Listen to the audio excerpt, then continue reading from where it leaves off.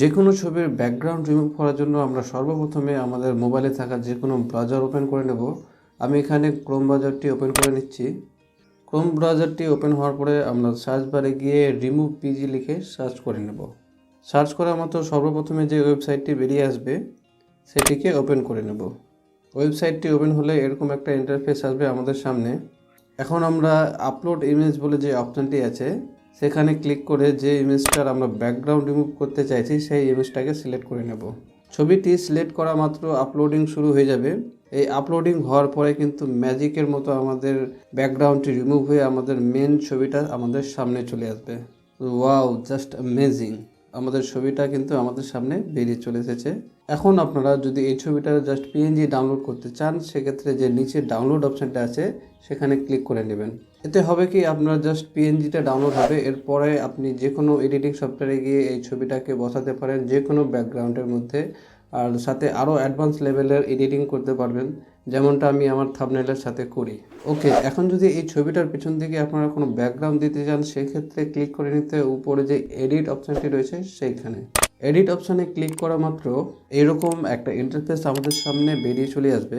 এখানে নিচের দিকে সর্বপ্রথমে থাকছে ব্লার অপশান। আপনি যে ছবিটা সিলেক্ট করেছেন সেই ছবিটা শুধুমাত্র যদি ব্যাকগ্রাউন্ডটা ব্লার করতে চান তাহলে এখান থেকে কিন্তু আপনি সেটা করতে পারেন ঠিক এইভাবে। এর পরবর্তী রয়েছে মাল্টিপল ব্যাকগ্রাউন্ড। প্রত্যেকটা চেক করে নিতে পারেন আপনার কোনটা ব্যাকগ্রাউন্ড শ্যুট হচ্ছে এই ছবিটার ক্ষেত্রে।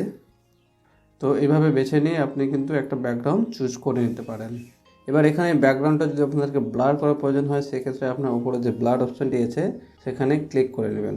সব কিছু কমপ্লিট হয়ে গেলে উপরে যে ডাউনলোড সিম্বলটি রয়েছে সেখানে ক্লিক করে আপনি ছবিটাকে গ্যালারির মধ্যে ডাউনলোড করে নিতে পারবেন। ওকে, এবারে আমরা দেখে নেব সলিড ব্যাকগ্রাউন্ড সেট করার পদ্ধতি। আমাদের ডেইলি লাইফে কখনো এমনও হয় হঠাৎ কোনো ফ্যামিলি মেম্বারের পাসপোর্ট সাইজ ছবির প্রয়োজন পড়ে থাকে, কিন্তু সেই মানুষটা আপনার সাথে থাকে না, অথবা সাথে থাকলেও দোকানে গিয়ে ছবি তুলতে অকওয়ার্ড ফিল করে। এক্ষেত্রে আপনি প্রথম থেকেই বাড়ির প্রত্যেক মেম্বারের একটা পাসপোর্ট সাইজ ছবি বানিয়ে নিয়ে সেভ করে রাখতে পারেন আপনার নিজের মোবাইলে অথবা গুগল ড্রাইভে। তো গুগল ড্রাইভের কি ব্যবহার রয়েছে আপনার যদি না জানা থাকে আপনি আই বাটনে আসা ভিডিওটি ক্লিক করে দেখে নিতে পারেন। ওকে, তো আমরা এগিয়ে যাচ্ছি পরবর্তী পর্বে। ব্যাকগ্রাউন্ডের সলিড কালার ইনপুট করার জন্য আমরা সিম্পলি স্ক্রল করে নিচের দিকে চলে আসব। নিচের দিকে থাকছে সলিড কালারের অপশান। এখান থেকে আমরা যে পাসপোর্ট সাইজে ইউনিভার্সাল ব্যাকগ্রাউন্ড কালারটা রয়েছে সেটাকে সিলেক্ট করে নেব। ব্যাকগ্রাউন্ড কালারটা চুজ করার পরে সিম্পলি আমরা উপরে যে ডাউনলোড অপশানটি রয়েছে সেখানে ক্লিক করে ছবিটাকে ডাউনলোড করে নেব। এরপরে গ্যালারিতে এসে ছবিগুলো আপনি বের করে দেখে নিতে পারেন। যদি মনে হয় না আরও ছবিটাকে ক্রপ করা দরকার আছে বা কালার অ্যাডজাস্ট করা দরকার আছে সেক্ষেত্রে আপনি এখানকার এডিট অপশানটাকে ইউজ করে সেগুলো নিজের মতো অ্যাডজাস্টেবল করে নিতে পারেন।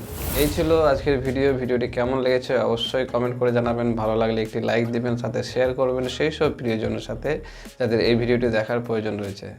সাথে অতি অবশ্যই চ্যানেলটি সাবস্ক্রাইব করে নেবেন এরকম আরও হেল্পফুল এবং ইন্টারেস্টিং ভিডিও প্রথমে দেখার জন্য।